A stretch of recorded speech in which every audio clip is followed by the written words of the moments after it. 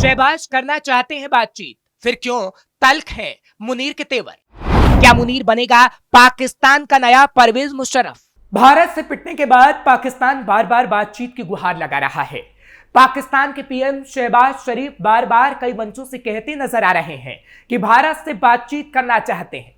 पाकिस्तान के पीएम शहबाज शरीफ ने तुर्की से लेकर अजरबैजान तक में भारत के साथ वार्ता की गुहार लगाई। उन्होंने यहां तक कहा कि सऊदी अरब में हम बात कर सकते हैं क्योंकि वहां के लिए शायद भारत राजी हो जाए। अब तक पाकिस्तान आतंकवाद के मसले पर बात करने से बचता रहा, लेकिन शहबाज शरीफ ने बार बार दोहराया कि हम आतंकवाद के मसले पर भी बातचीत के लिए तैयार हैं। लेकिन दूसरी तरफ सेना प्रमुख आसिम मुनीर के तेवर अब भी तल्ख हैं। ऐसे में सवाल है कि क्या आसिम मुनीर अब पाकिस्तान का नया परवेज मुशर्रफ बनना चाहता है? क्या वाकई ऐसा होगा? आज इसी का कच्चा चिट्ठा हम आपके सामने रखेंगे। नमस्कार, कैपिटल टीवी देख रहे हैं आप। मैं हूं आपके साथ हर्ष भारद्वाज। कैपिटल टीवी के इस खास शो कच्चा चिट्ठा में आपका स्वागत है। आसिम मुनीर ने सिंधु जल समझौता स्थगित किए जाने को लेकर कहा है कि हम भारत के वर्चस्व को स्वीकार नहीं करेंगे। उन्होंने कहा कि पानी हमारे लिए रेड लाइन है। किसी को भी यह अधिकार नहीं है कि पानी रोककर पाकिस्तान के 24 करोड़ लोगों के मूल अधिकार से समझौता किया जाए। यही नहीं, एक बार फिर से आसिम मुनीर ने कहा है कि हम जम्मू कश्मीर के मसले को भूल नहीं सकते। इतना ही नहीं, शहबाज शरीफ तो कह रहे हैं कि वो आतंकवाद के मसले पर बात करने के लिए तैयार है, लेकिन आर्मी चीफ ने कहा है कि यह तो भारत का आंतरिक मामला है। अब सवाल है कि आसिम मुनीर की भाषा शहबाज शरीफ के उलट आखिर क्यों है? दुनिया भर में नैरेटिव बनाना चाहते हैं शहबाज मुनीर। जानकार मानते हैं कि आसिम मुनीर के इस रुख की वजह सेना की छवि को मजबूत करना है। पाकिस्तान में सेना हमेशा भारत के खिलाफ आक्रामक ही दिखना चाहती है ताकि राजनीतिक नेतृत्व के मुकाबले उसकी छवि मजबूत रहे। वो दिखाना चाहते हैं कि भले ही पॉलिटिकल लीडरशिप नरम हो, लेकिन सेना का रुख टाइट रहे। इसकी वजह यह भी है कि भारत ने पाकिस्तान के अंदर घुसकर अटैक किया है और सेना नहीं चाहती कि उसके बाद भी हमारे तेवर कमजोर दिखाई दे। इसके उलट शहबाज शरीफ सरकार नरम दिख रही है क्योंकि वो दुनिया भर में नैरेटिव बनाना चाहती है कि हम पर भारत ने अटैक किया है, तब भी हम बातचीत के लिए तैयार हैं। दरअसल शहबाज शरीफ की नरमी में भी छिपी है एक रणनीति। इस तरह सेना अपने रुख से आम पाकिस्तानियों को साथ रखना चाहती है, वहीं सरकार विदेशी समर्थन जुटाने की कोशिश में है। आसिम मुनीर के लिए सेना के प्रति जनता का भरोसा इसलिए भी बनाए रखना जरूरी है क्योंकि भले ही इमरान खान जेल में बंद है, लेकिन उनका समर्थक आधार बड़ा है। ऐसे में सेना के प्रति अगर जनता का नैरेटिव कमजोर हुआ तो इमरान खान मजबूत हो सकते हैं और शहबाज कमजोर। लेकिन मुनीर ऐसा नहीं चाहते क्योंकि मुनीर शहबाज से सत्ता हथिया सकते हैं, लेकिन इमरान खान के आने से शायद ऐसा मुश्किल हो जाए।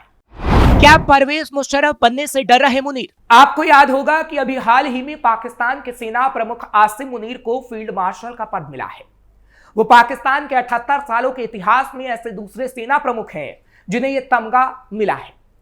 उनसे पहले सैन्य तानाशाह जनरल अयूब खान को यह 5 सितारा सम्मान मिला था। फर्क इतना है कि अयूब खान ने तख्ता पलट के बाद खुद ही यह पद ले लिया था, जबकि आसिम मुनीर ने शहबाज शरीफ सरकार से खुद को यह पद दिलाया है। पाकिस्तान की सत्ता के गलियारों में कहा जा रहा है कि आसिम मुनीर ने खुद ही यह पद लिया है ताकि अपनी ताकत बढ़ा ले।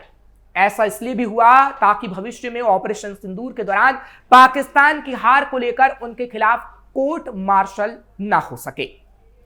इसके अलावा वो एक तरह से पाकिस्तान की सत्ता के शीर्ष पर इसके जरिए पहुंच गए हैं।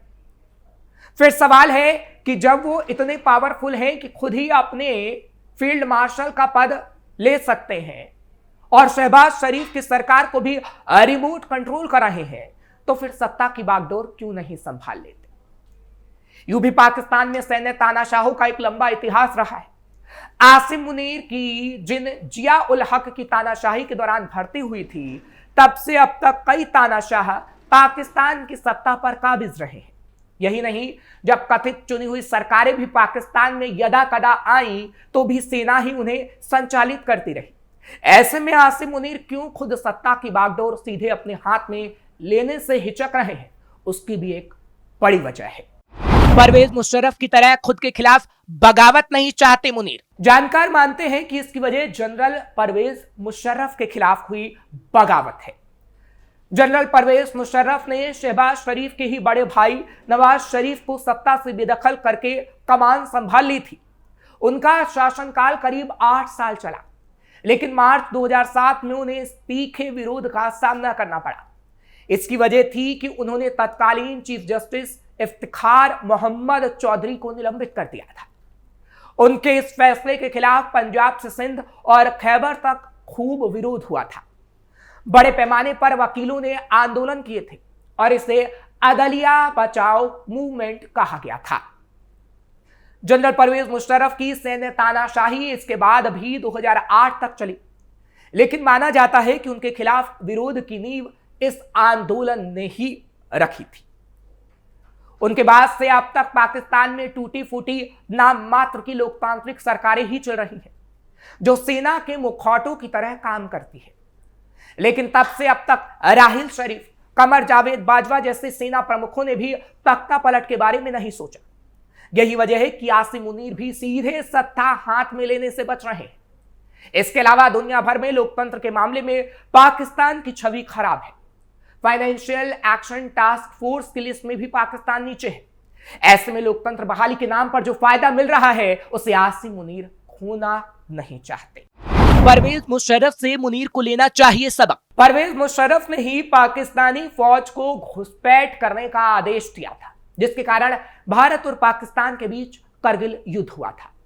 ध्यान देने वाली बात यह रही कि ना तो तत्कालीन प्रधानमंत्री नवाज शरीफ को और ना ही उनकी कैबिनेट के किसी सदस्य को ही तैयारियों की कोई भनक लग सकी थी। बाद में तो नवाज शरीफ ये भी बयान दे गए थे कि कारगिल के बारे में तो उनको पता ही नहीं था। हो सकता है आसिम मुनीर भी परवेज मुशर्रफ जैसे ही सपने देख रहे हो।